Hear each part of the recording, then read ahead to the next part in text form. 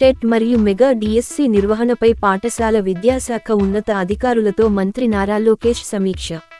TET, mega DSC నిర్వహణపై పాఠశాల విద్య ఉన్నతాధికారులతో మంత్రి నారా లోకేష్ సమీక్షించారు.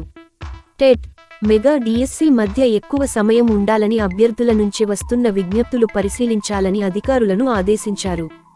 టెట్ సిలబస్ మార్పు అంటూ జరుగుతున్నది తప్పుడు ప్రచారం. సిలబస్లో ఎటువంటి మార్పులు చేయలేదు. సిలబస్ వివరాలు ఏపీ టెట్ వెబ్సైట్లో అందుబాటులో ఉంచారు.